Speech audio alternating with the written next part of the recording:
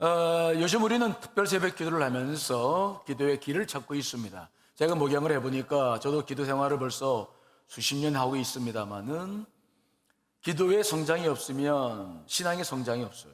영적 성장이 되지 않아요. 늘 그 자리에서 맴돌고 그래서 이 기도라고 하는 것은 우리의 영성 생활에 있어서 가장 중요한 일이죠.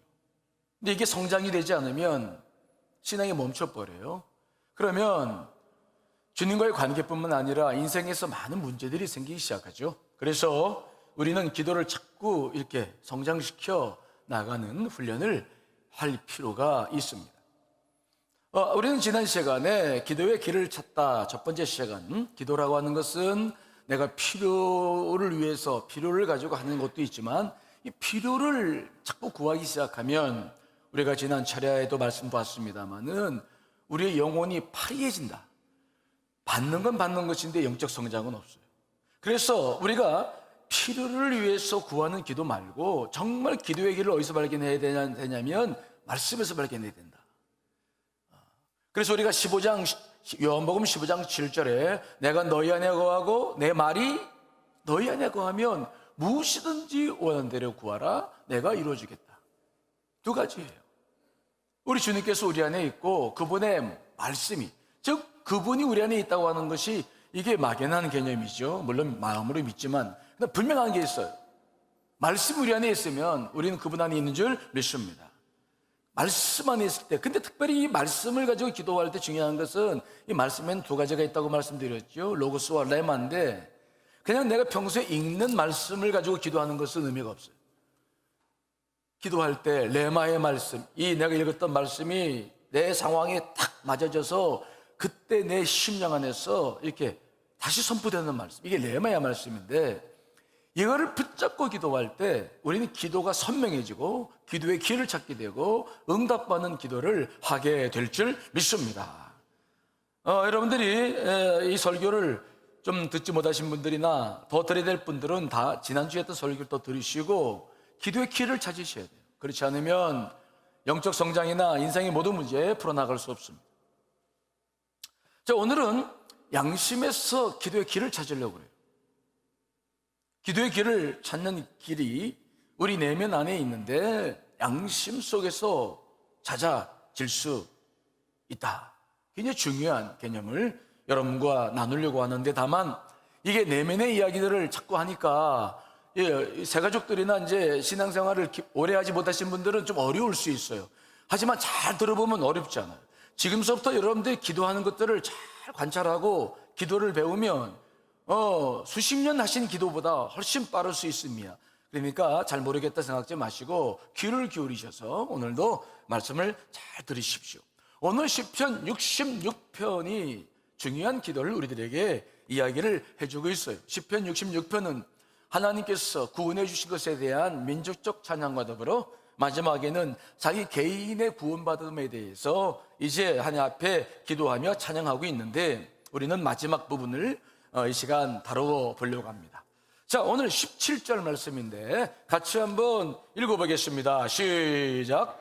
내가 나의 입으로 그에게 부르짖으며 나의 혀로 높이 찬송하였도다. 자, 이 말씀을 보면은 내가 나의 입으로 부르짖죠. 우리가 기도할 때 입으로 하죠. 그렇죠?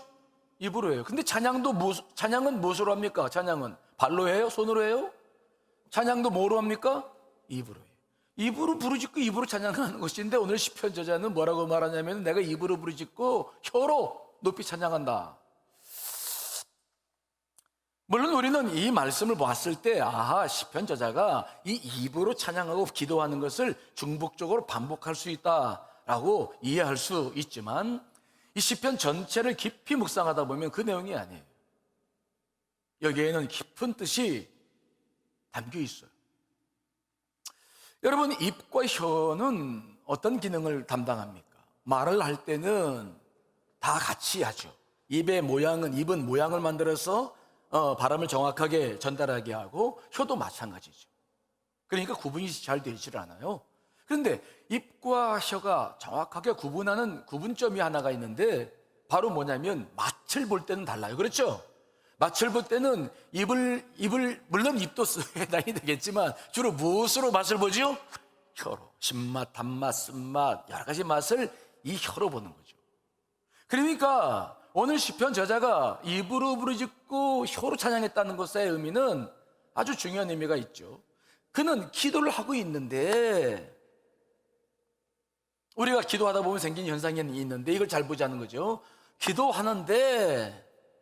기도를 하는데 나는 입을 벌려 기도하는데 내 내면에서는 어떤 느낌이나 생각이 와요. 여러분 그런 거 경험할 때가 있죠? 있습니까? 이거는 기도만이 아닙니다. 우리가 다른 사람과 대화를 할 때도 마찬가지예요. 나는 말을 하는데 내 속에서 어떤 느낌이나 생각이 또 들 때가 있잖아요. 그렇죠? 이것을 우리가 기도할 때는 주목해야 돼요. 왜 그런가? 우리가 기도할 때는 영적인 일이기 때문에 두 가지가 생기는데, 첫째는 내가 기도를 하는데 성령이 내 안에 계시기 때문에 내가 기도하는 것에 대한 평가와 판단을 받을 때가 있고요, 내 스스로가. 또 하나는 기도가 방해하는 분심이 막 생길 때가 있어요. 이 두 가지를 구분할 수 있어야 돼요. 이해되시나요?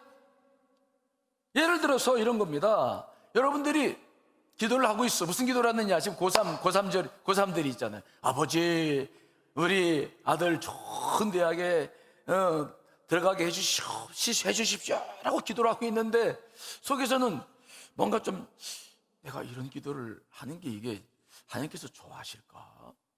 정말 좋은 대학만 들어간다고 아들 인생이 잘 펴질까? 하나님께서 이거 기뻐하시는 기도일까? 나는 입을 벌려서 좋은 대학에 가달라고 하는데 내 내면에서는 판단이 생겨. 뭔가 좀 찝찝하고, 글쎄 네가 그 기도를 하는 게 옳으니? 나는 기도하는데 판단이 들어가요. 이거 왜 이런 현상이 생기는 겁니까? 그죠? 우리는 이런 일이 자주 생기니까 그냥 넘어가는데 한번 관심을 가져보세요. 이게 누가 나를 판단하는 거지? 누가 내 기도를 평가하고 있는 거지 지금?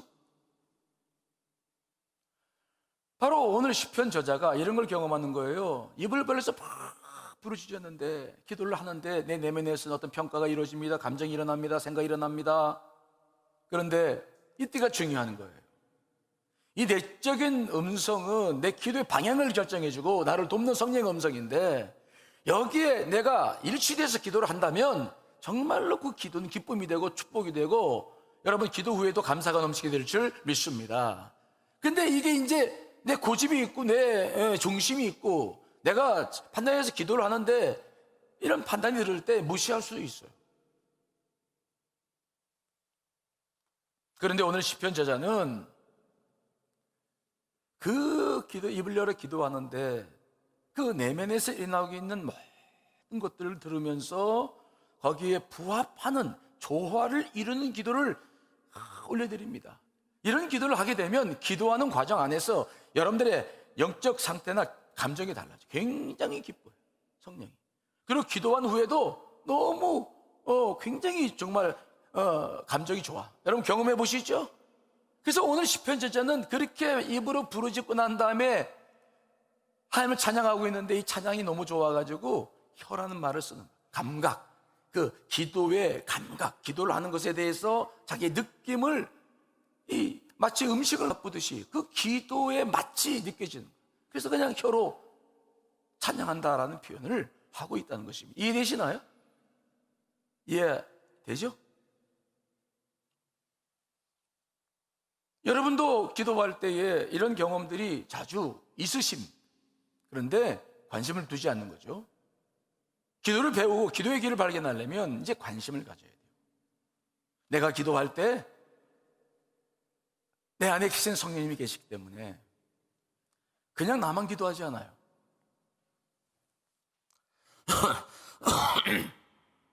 그러므로 우리가 기도할 때는 반드시 평가나 판단이 내 안에서 일어나요.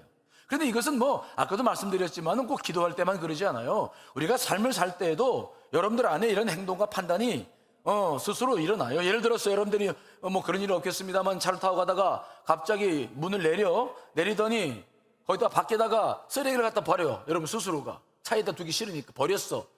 나도 모르게 버렸어. 근데 버리고 나면은 근데 보니까 아무도 없어서 버린 거야. 그렇죠? 앞뒤 차도 없고 아무도 없어. 그래서 딱 버렸어.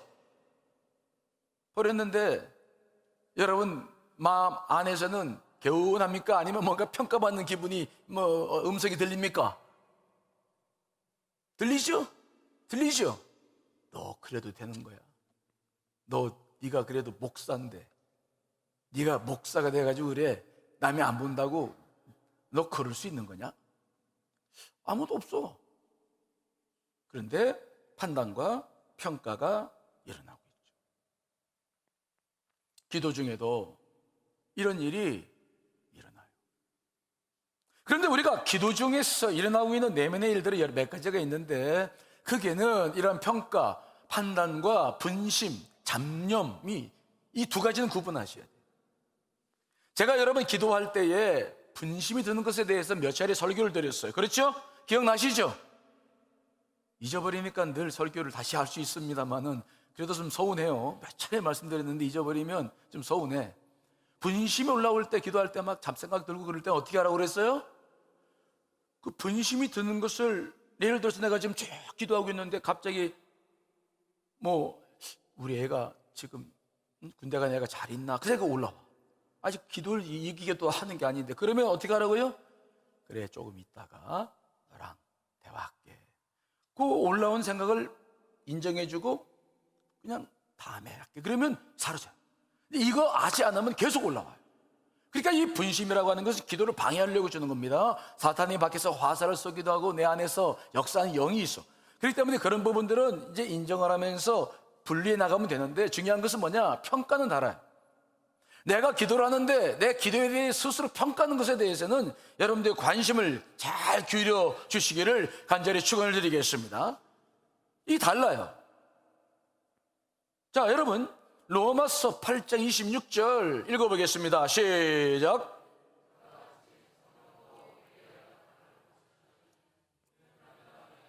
바를 알지 못하나 오직 성령이 말할 수 없는 탄식으로 우리를 위하여 친히 간구하시느니라. 이 로마서 8장 26절은 이중적 기도를 말씀하고 있습니다. 내가 기도하고 있어요. 내가 기도할 바를 알지 못해. 그런데 내 안에서 또 누가 기도하고 있는 겁니까? 성령께서 말할 수 없는 탄식으로 내 기도를 평가하는 거예요. 내 기도가 평가받아. 우리 안에는 주의 영이 있습니다. 이것이 살아계신 하나님의 그 역사임을 여러분 믿으셔야 돼요. 잡념이면 물리쳐야 되겠지만 그런데 정말 들어보니 내가 지금 정말 기도를 하고 있는데 내가 기도를 이렇게 잘하고 있는 건가? 이런 평가가 들어올 때는 반드시 귀를 기울이셔야 돼요. 왜 그러냐? 여러분 여기에는 기도의 길이 있어요. 여러분들이 기도를 좀 하고 있는데 이 길이 잘 됐는지 잘못됐는지를 분별할 수 있는 기회를 하나님께서 주시는 기회입니다. 이해되시나요? 자, 고린도전서 2장 10절 11절을 읽어보겠습니다. 시작. 하나님께서는 성령을 통하여 이런 일들을 우리에게 계시해 주셨습니다. 성령은 모든 것을 살피시니 곧 하나님의 깊은 경륜까지도 살피십니다. 사람 속에 있는 그 사람의 영이 아니고서야 누가 그 사람의 생각을 알 수 있겠습니까? 이와 같이 하나님의 영이 아니고서는 아무도 하나님의 생각을 깨닫지 못합니다. 하나님의 모든 경륜을 파악하는 건 성령님이시죠. 우리 안에 정말 나의 진실한 문제, 나는 지금 돈이 필요한 것 같고 이 문제가 해결되면 될 것 같은데 그러나 정말 나의 깊은 진실을 알고 있는 것은 내 혼이 아니에요. 영이에요. 오늘 말씀하고 있죠. 하나님의 영이 아니고서는 아무도 하나님의 생각을 깨닫지 못한다. 사람 속에 있는 그 사람의 영이 아니고서는 누가 그 사람의 생각을 알 수 있겠느냐? 우리의 생각은 여러분들이 혼이 알 수 있다고 생각해요. 혼이 무엇입니까? 내 생각과 감정과 의지죠. 내가 판단하고 있으니까 나는 나를 정확히 한다고 생각하지만 그러나 정말로 모르는 게 있는데 바로 내 자신이죠. 내 혼을 가지고는 날 몰라요. 여러분들이 여러분 잘 안다고 생각하십니까? 제가 저를 정말 잘 알까요? 모르는 부분이 더 많아요. 뒤에서 수근수근거리고 이야기하는 것들은 내가 나를 모르기 때문이에요. 여러분들 다른 사람들에게 그 많은 이야기를 듣고 살고 있어요. 왜? 내가 나를 모른다는 거예요. 이해되시나요? 근데 나를 정확히 알고 있는 분이 계신데 누구라고요? 내 영이에요. 영. 혼이 아니라 영. 혼은 무엇입니까? 내 이성과 감정과 판단, 감정입니다. 내가 가지고 지금 판단하는, 그러나 이건 늘 자기중심적이에요. 나를 위해서 존재하는 겁니다. 내 겁니다. 늘 무엇을 하나 사더라도 이게 좋은가 나쁜가, 내 유익이 되나 안 되나, 이거 판단하는 게 내 혼이에요. 근데 영은, 하나님께서 우리 안에 생기를 불어넣어서 만드신 영은 하나님의 뜻을 분별하는 것입니다. 이해되시나요? 이기적이지 않아요. 정확하게 하나님의 뜻을 분별합니다. 그래서 우리가 기도를 할 때 늘 자기 중심적으로는 기도하잖아요. 내 아들 좋은 데 가게 해달라고, 좋은 직장 가게 해달라고. 이기적으로 기도하고 있으니까 우리의 혼은, 우리의 이성과 판단과 감정은 이기적이기 때문에 우리의 기도를 판단하지 않아요. 잘한다 잘한다, 소리쳐서 해라, 막 박수를 보내죠. 그런데 우리의 기도를 바라보고 판단하는 한 부서가, 기관이 있는데, 그것이 바로 뭐라고요? 우리의 영이, 구원받은 영이죠. 영은 압니다. 하나님의 뜻을 알고 있고 정말 내 필요가 무엇인지를 아는 것은 영이기 때문에 영은 내 기도를 판단하는 겁니다. 너 그렇게 기도해도 되는 거냐? 성령님은 영 안에서 역사하세요. 성령님은 절대로 혼에서 역사하지 않아요. 왜? 혼은 자기중심적이기 때문에 우리의 영과 성령님은 하나님의 영이잖아요. 우리 영과 그 영이 일치가 되는 거죠. 그게 우리 안에서 일어날 때 평가와 판단이 일어나는 것인데, 바로 그래서 판단과 평가는 기도할 때 대단히 중요한 거예요. 오늘 시편 저자도 그런 일을 경험했기 때문에 그 다음에 이야기를 좀 하고 있어요. 내면의 역사가 경험되는 것들을. 자, 시편 66편 18절 19절을 읽어보겠습니다. 시작. 내가 나의 마음에 죄악을 품었더라면 주께서 듣지 아니하시리라. 그러나 하나님이 실로 들으셨으며 내 기도 소리에 귀를 기울이셨도다. 시편 저자는 입으로 막 부르짖고 혀로 막 찬양을 했어요. 기도의 과정을 경험한 것입니다. 그 후에 고백하는 건데, 그가 뭐라고 고백하냐면, 내가 나의 마음에 뭘 품지 않았다고요? 죄악을 품었더라면, 이 가정법 품지 않았다는 거죠. 품었더라면 하나님께서 기도 응답하지 않으셨을 텐데, 내가 품지 않아서 하나님께 기도 응답했다, 그 얘기하는 거예요. 이때 죄악이라는 게 무엇입니까? 무슨 죄악? 그 평소에 지었던 죄악을 말하는 것입니까? 뭐 훔치고 뭐 도둑질하고? 아니에요. 기도를 할 때에 평가받는 성령과 자기와의 관계 안에서 자기 욕심을 추구하고 자기가 이기적으로 기도하지 않고 그 성령의 음성에 따라, 평가에 따라서 자기가 기도했다는 것입니다. 이해되십니까? 그 안에서, 자기 내면 안에서 그때 순간 기도하면서도 죄를 지을 수 있는데, 자기 중심적일 때 이건 죄 아닙니까? 그럴 수 있는데, 그렇지 않고 죄악을 품지 않았더니 하나님께서 그 기도를 들어주신 거죠. 그래서 19절에 뭐라고 말씀하십니까? 그러나 하나님이 실로 들으셨으며 내 기도 소리에 귀를 기울이셨나이다. 만일 내가 죄악을 품었다면 하나님께서 듣지 않으셨을 것인데, 내가 기도하는 과정 속에서 그 성령 음성 앞에 내 자신을 내려놓고 내 기도의 길을 바로 잡았어요. 그 성령 음성 따라 기도했어. 그랬더니 하나님께서 기도 응답을 해주셨어. 너무 감사해서 그가 입으로, 혀로 찬양하고 있다. 우리는 기도할 때 내면에서 일어나고 있는 일이라 다른 사람은 몰라요. 이 시편 저자도 기도할 때에 두 가지 길이 있었어요. 그는 그 내면에서 일어나고 있는 평가, 성령의 음성에 대해서 거부할 수 있죠. 못 들은 척하고 부르짖는 거지. 만일 이런 기도를 계속하고 있다면, 동성 기도를 많이 하는 사람들은 성품이 거칠어져요. 그래서 교회 안에서 가만히 보면 기도하는 사람들이 문제를 많이 일으키는데, 왜 문제를 많이 일으키느냐? 이 기도만 하기 때문에, 자기 고집스러운 기도만 하니까 성품이 다듬어지질 않아요. 그러나 성령 안에서 이런 음성을 듣고 정말 기도를 하는 사람이라면, 기도를 많이 할수록 성품이 온유해지고 인격이 좋아지고 주님을 닮아가게 될 줄 믿습니다. 근데 이게 되지 않으면 기도를 많이 하면 많이 할수록 고집이 세지고 자기밖에 모르는 사람이 되는 거죠. 우리는 기도를 하면서 이런 경험들을 이제는 잘 판단하고 우리는 볼 수 있어야 돼요. 시편 저자도 그럴 수 있었어요. 하지만 그는 무시하지 않았어요.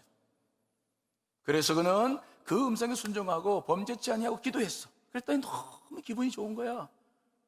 기도를 하는 과정에서, 나중에 제가 또 한번 설명을 드릴 기회가 있겠습니다만은, 그래서 기도하는 과정 안에서 느끼는 감정들은 대단히 또 중요한 일을 해요.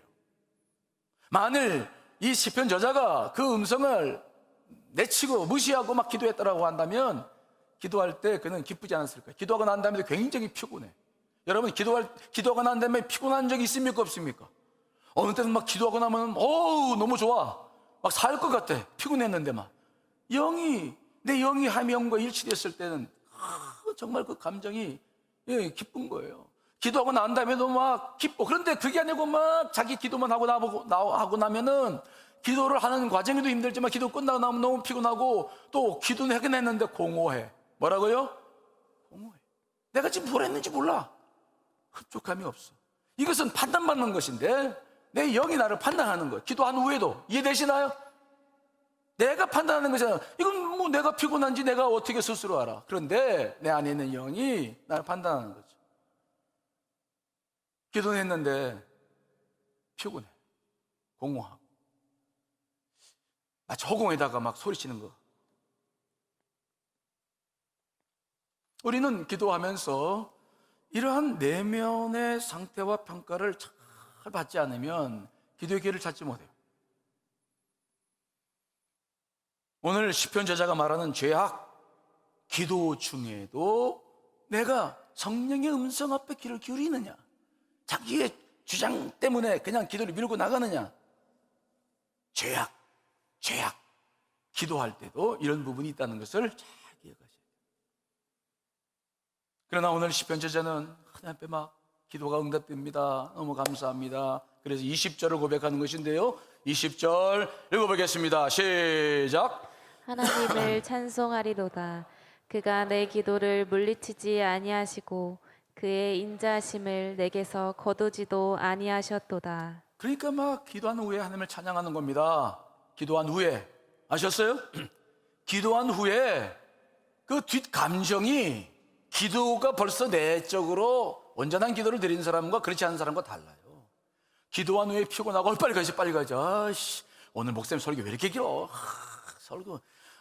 오늘 또 왜 이렇게 기도를 길게 해? 종을 왜 이렇게 늦게 쳐? 그런 감정 안 들어. 벌써 끝났어? 한 5분 한 것 같은데? 금방 끝났네. 할렐루야. 차례 맞춰 가면서도 막 기분이 너무 좋아. 여러분 그런 경험이 있죠? 예배 맞춰 갔을 때도 막 운전하면서 롤롤롤 찬송 부르고, 근데 어느 때는 막 화가 나가지고 왜 이렇게 늦게 나와? 서로 싸우고 막 만나고. 내 내면에서 많은 일들이 일어나는. 그래서 우리는 이 기도의 길을 내 내면에서 발견할 수 있어야 돼요. 자, 그렇다고 한다면 기도를 하면서 듣는 성령의 음성이란 구체적으로 무엇입니까?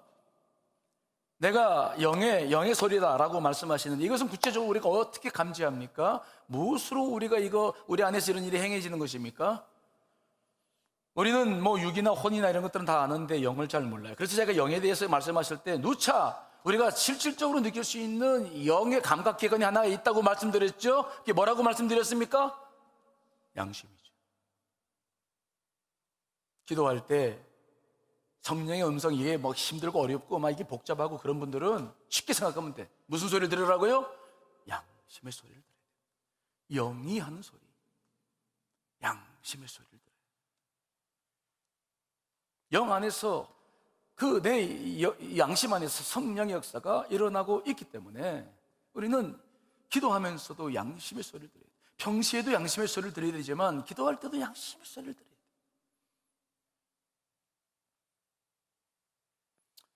왜 우리 안에 이 양심이 있는가? 우리는 하나님께서 자기 형상대로 우리를 지으셨고 우리의 생기를 불어넣으셨어요. 그래서 구루터기, 나무를 벼고 난 다음에 이 구루터기가 있잖아요. 그래서 안 믿는 사람들에게도 양심은 있어요. 이해되시나요? 그게 하나님께서 만들었다는 창조의 근거예요. 그런데 우리가 이 양심이 발달이 되지 않으면, 이 양심이 정말 잘 성숙이 되지 않으면, 그러니까 기도를 할 수 있겠습니까? 못하겠습니까? 못해요.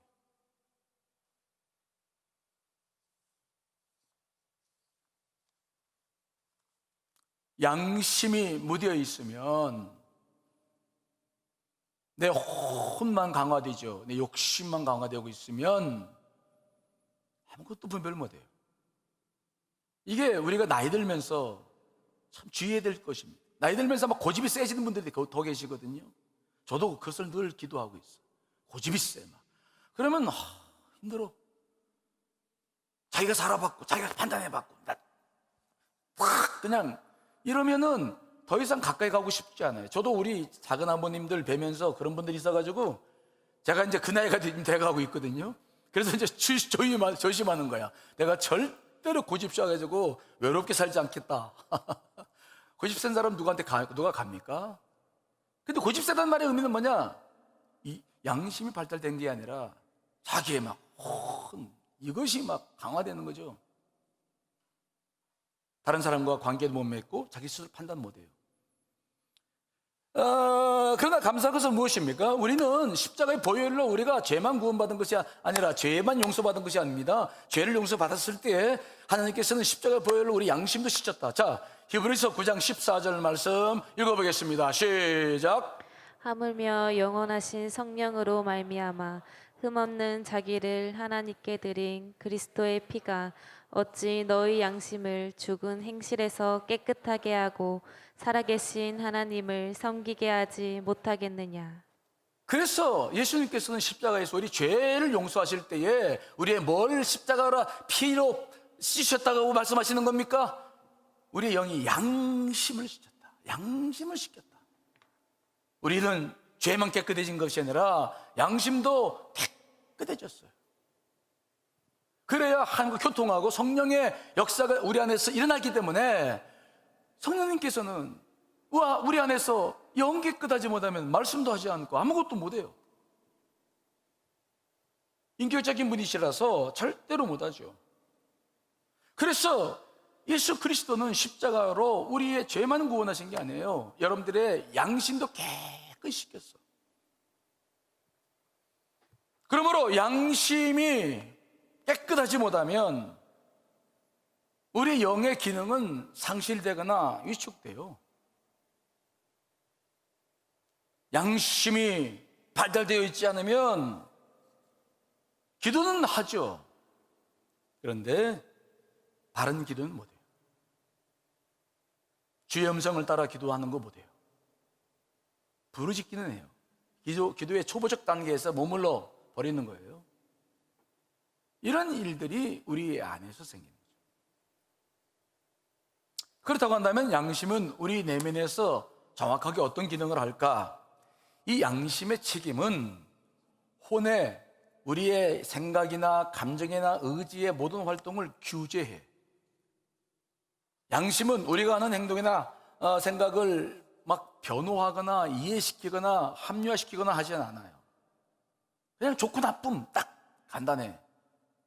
휴지를 버렸어. 그러면 우리의 이성은 예를 들어서 제가 새벽에 운전을 교회로 오는데 막 시간이 없어. 근데 새벽에 오니까 아무도 없어. 그죠?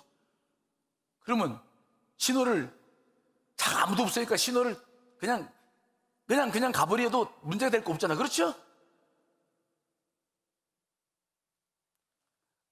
저기 신호가 보여. 그러면 몰고 가면서부터 여기서부터 이제 생각하는 이거 그냥 지나갈까? 서야 되나? 지나갈까? 서야 되나? 두 가지 소리가 들리죠. 양심의 소리는 너 무슨 소리 하는 거야? 너 지금 뭐 하는 거냐? 생각할 때부터 잘못됐어. 그런데 우리의 혼의 소리는 괜찮아. 아무것도 없잖아. 신호라는 게 왜 만들어진 거야? 차량이 원활하게 소통하도록 만들어졌지. 우리를 가는 길을 막으라고 만들어 놓은 거야? 이 합류하는 누구의 소리예요? 영의 소리예요? 양심의 소리예요? 우리 혼의 소리예요? 이건 혼의 소리지. 근데 우리는 주로 어느 말에 귀를 주로 많이 기울입니까? 아이고, 우리는 그냥 양심의 소리가 나오면 못 본 척 그냥. 에이, 너는 왜 여기서 나오니? 네가 왜 거기서 나오냐? 그러면서 그리고 그냥 계속해서 우리는 자기의 헌의 목소리를 듣고 이제 나갈 수 있어요. 그래서 이 양심이라고 하는 것은 우리가 하는 모든 활동을 하게끔 막 동기부여하거나 그러진 않아요. 이건 법규문과 같아가지고 딱딱 판단하는. 그래서 임마누엘 칸트는 양심을 자율적인 내부 법정이다. 우리 안에 법정이 하나 있다. 자율적인 내부 법정이다 라고 말을 해요. 특별히 이 양심이라는 헬라어 시네이데시스라는 어려운 단어인데, 시네이데시스라는 이 단어는 어원적으로 보면 함께를 뜻하는 쉰이라는 단어가 있고요, 그 다음에 안다, 보다 라고 하는 의미를 가는 에데시스가 결합해서 한 단어를 만들었어요. 그래서 시네이데시스라는 이 양심이라는 단어는 누군가와 함께 본다, 함께 판단한다, 그런 말이 있습니다. 그래서 이것을 이제 심리학적이나 다른 이제 정신의학에서는 이제 공동치, 함께 깨닫는 이렇게 의미합니다만은 우린 쉽게 이 말씀이 무슨 말인지 알아요. 함께 봐. 누구랑 함께 보는 겁니까? 우리 안에서 누구랑 함께 보는 거예요? 하나님과 함께 보는 거죠. 하나님과 함께 보는 게 양심이에요. 그래서 우리는 세 가지의 기능을 가지고 있는데, 하나님과 함께 우리는 자기 자신을 먼저 판단해요. 내가 뭘 하든 기도를 하든 뭘 하든 내가 자신을 판단하고, 두 번째로는 나와 이웃과의 관계를 판단해. 하나님께서는 하나님을 사랑하라고 말씀하지 않으셨습니다. 그렇죠? 이웃을. 그래서 이 양심은 이웃과의 관계에서도 민감하게 반응해요.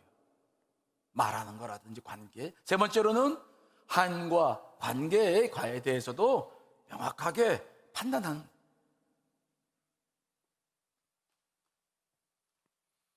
우리는 이렇게 이 양심이 내 안에서 하나님과의 관계와 내 자신과의 관계와 이웃과의 관계를 하나님과 함께 판단하게끔 되어져 있기 때문에 우리는 여기에 민감하게 반응해야 돼. 만일 여기서 한두 가지 걸리면은 이제 가책 받게 돼. 양심이 가책. 우리가 양심이 판단한다 그래서 그걸 안 하면 어떤 벌금을 물고 형을 물고 이런 건 없어요. 그런데 양심이 가책을 받아. 이건 영적인 굉장히 중요한 감각이에요. 죄에 대한 느낌이죠. 그러나 만약 이런 것에 걸리지 않으면 떳떳한 양심이 떳떳해. 내적으로 떳떳해. 걸리는 것이 없어. 때문에 기도할 때 굉장히 중요한 역할을 해요.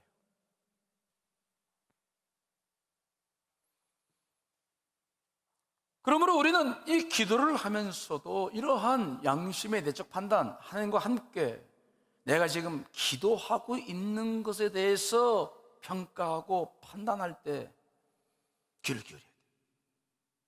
근데 만일 이것이 잘 되지 않는다라고 한다면 영적 현상, 기도할 때에 세 가지 정도의 장애물이 생겨요.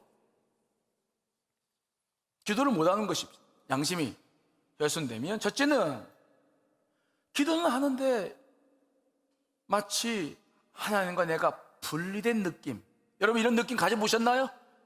기도는 하는데 하나님 느껴지지 않아. 마치 하나님과 나 사이 휘장이 쳐져 있는 것 같아서 하나님과 나와의 어떤 거리감이 느껴져. 기도할 때. 그런 것은 양심의 문제가 있는 거예요. 두 번째로는 불분명한 느낌이야. 마치 얼굴에 수건을 던져놓은 것 같아. 분명히 기도는 하는데 아직 막연해. 하나님 볼 수가 없어. 기도하는 것도 뭔지 모르겠어. 양심의 기능이 저하됐거나 문제가 생긴 거예요. 세 번째는 내 안에서 믿음을 갖지 못해요. 아까도 말씀드렸죠. 내가 떳떳해야 다른 사람과 대화할 때도 떳떳하게 분명하게 대화하게 될 줄 믿습니다. 그렇잖아요. 근데 저 사람에게 내가 뭔가 캥기는 게 있어, 죄가 있어 그러면 나도 모르게 그냥 양심이 있으니까 안 돼요. 기도할 때, 기도하고 난 다음에 기도의 확신이나 기도하면서도 갖는 기도의 응답, 확신 이런 거 못 가져요. 믿음이 생기지가 않아. 왜? 떳떳하지 않는 건 떳떳하지가 않아. 내가 하나님과의 관계 속에서. 그래서 지금 내가 부르짖고 있는데 하나님께 완벽하게 연합해서 그 지성소 안에 들어가서 기도하는 느낌이 아니라 휘장 밖에서 기도하는 것 같아. 멀리서 기도하는 것 같아. 기도하는데 무슨 기도하는지도 모르겠고 불분명하고 이러한 영적 증상들이 있을 때에는 여러분들의 양심에 문제가 있는 거예요. 회개가 필요하다. 뭐라고요? 회개가 필요해요. 반드시 십자가 보혈로 우리가 씻겼기 때문에 회개가 필요해요. 그래서 우리가 정말 노력해야 될 것은 뭐냐면, 따라합시다. 선한 양심을 지켜라. 십자가의 보혈로 씻겨진 이 양심이, 선한 양심이 우리가 받았는데 이거를 끝까지 지켜나가야 돼요. 자, 디모데전서 1장 19절을 세문역 성경으로 읽어봅니다. 시작. 믿음과 선한 양심을 가지십시오. 어떤 사람들은 선한 양심을 버리고 그 신앙생활에 파선을 당하였습니다. 오늘 이 디모데전서는 사도 바울이 제자 디모데에게 쓴 편지인데 부탁하는 게 있습니다. 선한 양심을 가져야 된다. 그런데 어떤 사람들은 선한 양심을 버리고 신앙생활에 파선을 댔다. 신앙생활을 배에 비유해서 배가 뒤집어진 거예요. 뒤집어진 이유가 뭐라고요? 무슨 양심을 안 가졌기 때문에? 선한 양심을 안 가졌어. 우리가 선한 양심을 안 가지면 무슨 일이 생깁니까? 우리가 교회 생활하면서도, 교회 생활이 이게 하나님과 관계지만 인간관계로 이루어져. 여기서도 인간관계야. 그러니까 서로 이기심이 생기고 시기 질투가 생기고 자기 중심성이 여기서도 나와요. 그러니까 하나님과 관계, 그분의 성령의 음성을 듣기보다는 거기에 따라버리면 내가 신앙생활을 하면서도 선한 양심이 다 파손돼 버려. 그러면 내 양심이 아니면 내 욕심대로 살아가니 내가 기도를 할 때 제대로 기도를 합니까? 아니면 내가 하나님과 관계가 제대로 되겠습니까? 그러니 내가 기도하는 것이 응답이 되겠습니까? 내가 복을 받겠습니까? 내가 신앙생활을 해서 직분은 가지고 있는데 내 실상으로는 아무것도 아닌 거예요. 결국 겉모양만 남아버리고 속은 다 무너지는 거야, 신앙생활이. 주님과의 실질적 관계가 이루어지지 않으니 영적으로 내부는 이미 무너지는 거죠. 파산되는 거야. 신앙생활이 그냥 다 파산되는 거죠.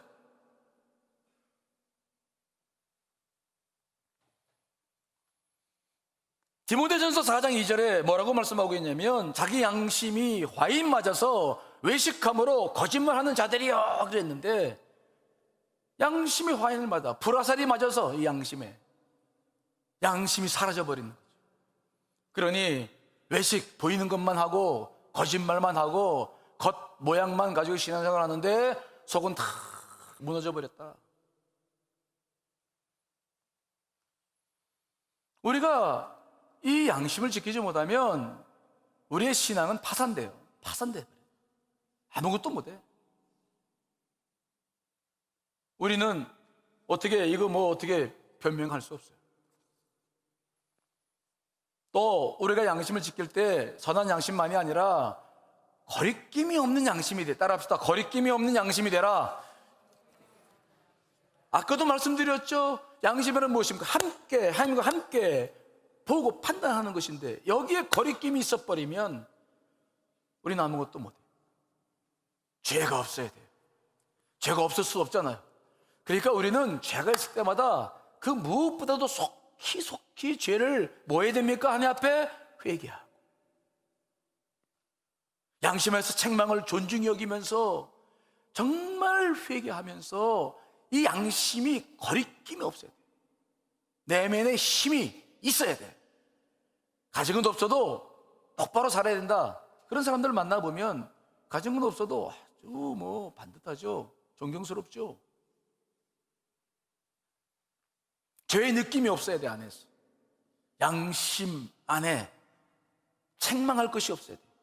그래서 사도 바울도 그 고난 속에서도 그는 그렇게 살았죠. 사도행전 24장 16절 읽어봅시다. 시작. 이것으로 말미암아 나도 하나님과 사람에 대하여 항상 양심에 거리낌이 없기를 힘쓰나이다. 하나님과 사람에 대해서 뭐라고요? 뭐가 없기를 항상 힘쓴다고요? 양심에 거리낌이 없어요. 막힘이 없겠고 모든 걸 하나님의 관점에서 다시 보고 판단받고 순종하고 성령의 역사에 내가 이끌려가고 내 고집이 아니에요. 그러므로 죄가 있다면 즉시 처리해야 돼요. 죄는 그래야 양심에 흠이 생기지가 않습니다. 여러분이 자꾸 눈을 감을 때마다 이게 양심이 송사를 해, 여러분들 안에. 그러면 이거 힘들어요. 힘들어.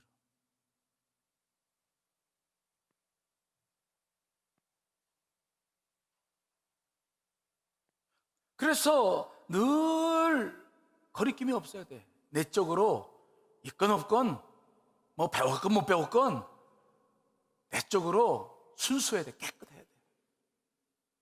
그래서 사람들을 만나보면은 여러분, 겉모습이 아니라 사람과 대화를 해보면은 그 양심의 형태를 느끼게 됩니까? 못 느끼게 됩니까? 느껴요? 못 느껴요? 우리는 같은 영적인 사람들이기 때문에, 나도 그렇게 살고 있기 때문에 딱 벌써 몇 마디 해보면 이 사람이 선한 양심을 가지고 있구나, 거리낌이 있는 사람이구나, 없는 사람이구나, 금방 알아요. 그 거리낌이 없는 양심으로 찬송을 한다면, 찬송은 무거운 마음들을 언제나 가볍게 하고 정말 감사가 충만하게 여러분 하게 될 줄 분명히 믿습니다. 기도를 해도 기뻐요. 정말 즐거워요. 떳떳해요. 그런데 이게 해결이 안 되면 아무리 소리를 질러도 그냥 공허하고, 기도 응답에 대한 확신도 없고, 자꾸 그냥 주변만 맴돌죠. 주변만 맴돌아.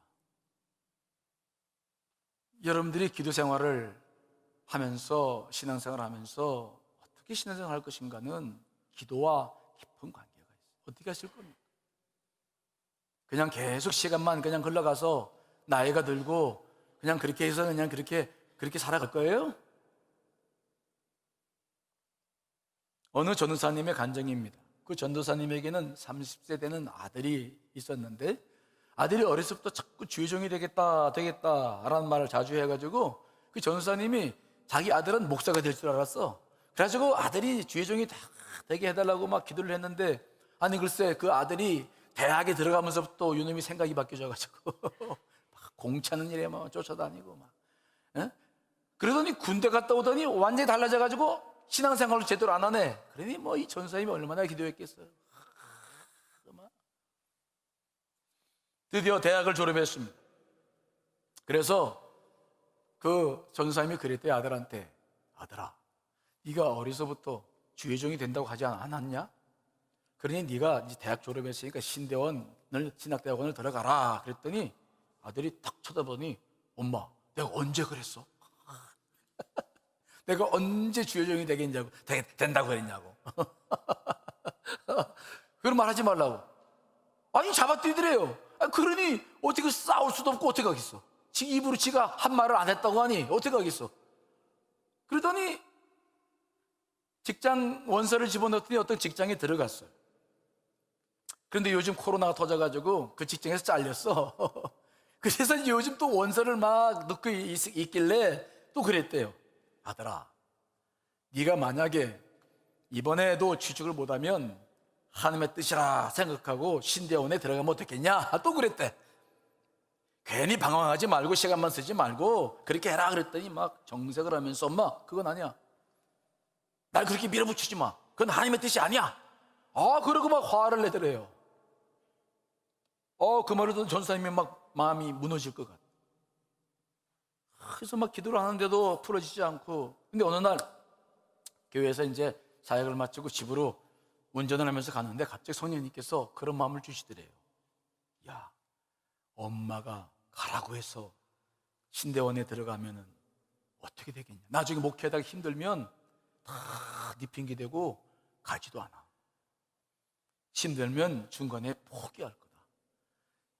네 아들은 네 아들이 아니라 내 아들이야. 내가 손잡고 끌어야지 저 아들이 주의 길을 갈 수 있단다. 그러니 서두르지 말아라. 그런 음성이 자기 안에 들어오더래. 그래가지고 너무 전사님이 그냥 마음에 감사해가지고 차를 곁길에 세워놓고 기도를 하는 거야. 성령께서 자기가 한 기도를 판단하듯이 하는 거야. 그 음성을 들어보니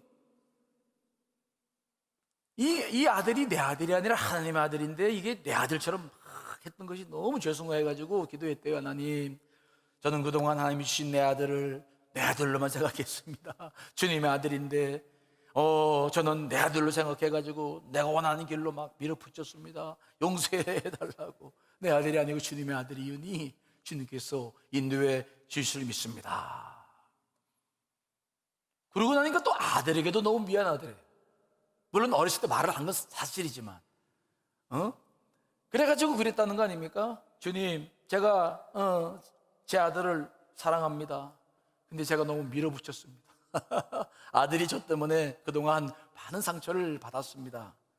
그러니 아들의 마음도 풀어주시고 용서해 주십시오. 그리고 아들을 위해서 막 진심으로 기도를 했대요.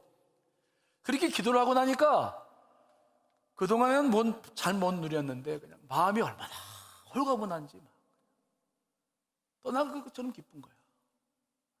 그래서 막 찬송을 하면서 막 무거웠던 마음들이 다 사라지고 성령께서 주시는 마음을 품고 그 기도를 하니 모든 문제가 풀어지고 주의 은혜가 정말 우리 가운데 임하게 되는 줄 믿습니다.